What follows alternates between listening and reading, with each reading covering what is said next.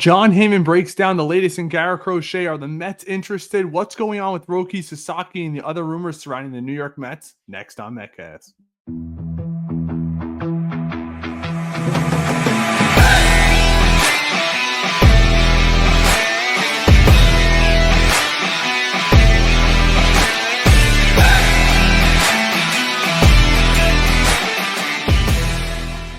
Welcome back to the channel, Met fans. As always, I am Ray, and boy, is there rumors flying all around the MLB meetings, the winter meetings. David Stearns is giving a couple of conferences, the latest with Jon Hammond in regard to Garrett Crochet. Rumors started flying today that the New York Yankees and the New York Mets may be potentially involved in them. But I think with the New York Yankees signing Max Fried to that 8-year mega contract, that takes him out of the Garrett Crochet sweepstakes. But I've been saying that for a couple of months now. When we really take a deep dive into the Yankees farm system, Bleacher Report, as of September 25th, had them ranked 29th, which is second to last in the major leagues. They simply just don't have the prospects to swing a trade like that. Unlike the Mets, who the Bleacher Report had ranked in the top 15. You can go around to a different couple places. You'll see the Mets anywhere from pretty much 8 to 15 in regard to their prospects, multiple top 100s. But let's get the latest update in regard to Garrett Crochet from Jon Hammond.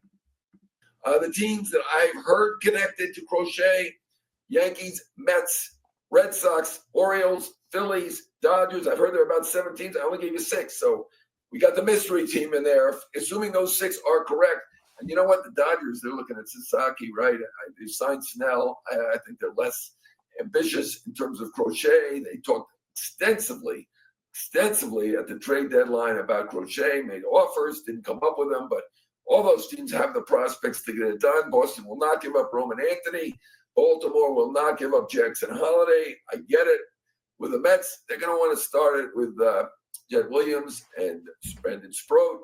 There is no way I'm giving up my 1 and 2 prospects for Garrett Crochet. Love the guy. For me, Sproat is absolutely untouchable. You don't give up on starting pitchers who dominate the minor leagues, throwing 98 to 100 miles per hour, under control for 6 years. But that's what we're hearing from the White Sox is they want players that are not only prospects, but prospects who have not touched the major leagues and not started that clock towards arbitration. So the Mets have a ton of them. You have the likes of Ryan Clifford, Drew Gilbert, Jet Williams, all guys, and even Acuna, all guys who are coming to the major leagues shortly. But due to Juan Soto signing in right field, there may not be a spot for a Drew Gilbert, who's a top 100 prospect. If the Mets bring back Pete Alonso, there may not be a spot for a Ryan Clifford, who is also an amazing prospect, probably some of the best raw power we've seen come through the system since Pete Alonso. Again, he and Drew Gilbert were both acquired in that Justin Verlander trade. It's looking like it's paying off dividends, but let's keep it going. The Mets are not a team that likes to give up big prospects, so we'll see. I mean, I don't think anything's close here with Crochet. I thought potentially when we came here that he could be traded while we're here, and really only here another day and a half. So I'm not sure we're seeing that going to happen. Yankees certainly in on Crochet, as I was told by Yankee Burst. Remember, this video is prior to the Max Fried signing. And that's what you have from Jon Hammond. I mean, you can't deny that there's so many teams that are going to be in on Garrett Crochet, whether or not he gets a contract extension or not. He's got this next year and 2026 still under his current contract. But hey, if he's open to a massive extension, I would give him an 8-year contract right now at age 25, take him to 33, and then said, thank you. Give us all your prime years. That's where, that's where I would be at. And I have another video that I would like to pull up. It is David Stearns in regard to the current luxury tax, or whatever you want to put it, Cohen tax, and his thoughts on the whole situation. Reference the desire a couple of months ago to, year to year, not always be in the 300s payroll-wise, not be over that last luxury tax threshold. Is that number significant to you this year going into 2025?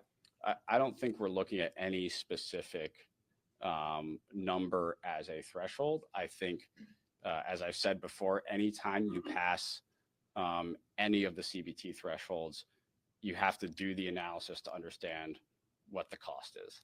And we're going to continue to do that. And at times it's probably going to make sense for us to push through, and at times it's not. And that's going to be true every single year. But I am confident this year and going forward that we are going to have plenty of resources to put good teams on the field.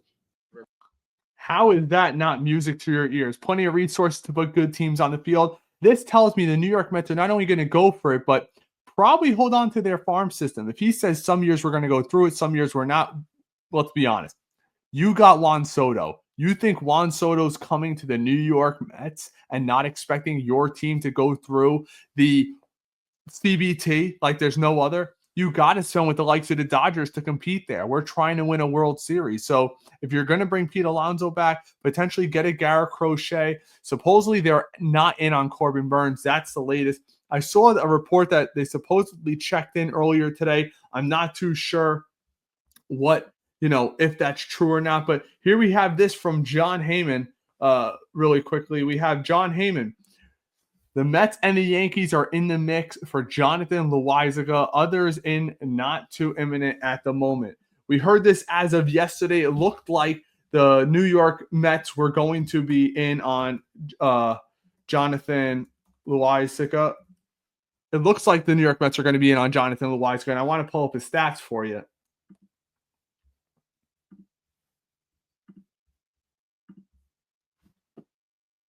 Here are his stats right here below. I mean, he didn't pitch last year. He had the Tommy John. He's off injured, but boy, you can see when he does pitch. 2021, 2.42 ERA, very limited in 2022. He is a hard throwing righty. He throws right up around 100 miles an hour. Very effective for the New York Yankees for those few years that he was there. And he's definitely another option that you could potentially bring in. Now, we see fake reports out there all the time. I don't want to name who they are on X, but you got to be very careful with what you reach. There is no contract imminent contrary to what was reported earlier today. Now, I want to get to another potential guy for the New York Mets, and that is none other than Roki Sasaki, who a lot of people are high on. And Jim Bowden said this earlier today.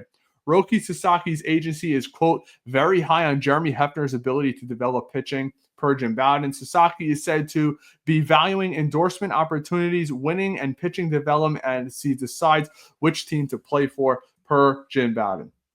Listen, I would love Roki Sasaki. 23 years old, throws anywhere between 97 and 100 miles an hour. I think it's an extreme long shot. We got to be honest here, Mets fans. All we've ever heard was he prefers the West Coast. Supposedly he likes the pitchers that are, Ohtani. You have San Diego, Darvish. Supposedly he admired him.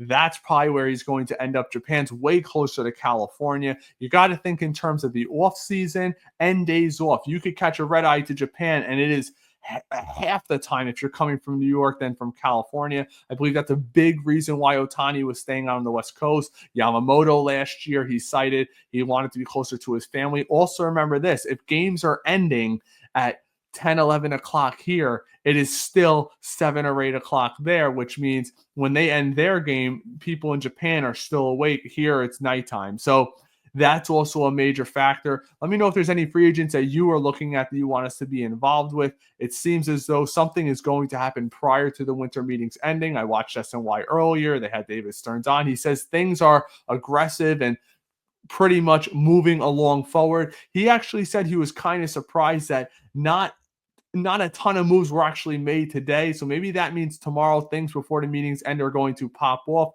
Going to the holidays, I don't expect a lot of moves. And before you know it, pitchers and catchers are going to be reporting. The Mets have holes that they need to fix, clear as day. There's rumors that Jeff McNeil might be on the trade block. What's going on with Pete Alonso? We'll see if the contract comes to fruition with that. Let me know if you guys want Pete back. Do you want a Christian Walker? Do you want them to keep Pete? Do you want them to move Vientos to first, maybe take a shot at Bregman, or how MLB Network projects us to have Brett Beatty as opening day third baseman? I highly doubt that's going to be the case, but let me know what you guys think down in the comments. Use it as a forum. I love interacting with you guys. As more Mets content comes in, we will be sure to bring it to you. As always, like and subscribe, support the channel, help us get to our goal of 2,000 subscribers. And until next time, take care.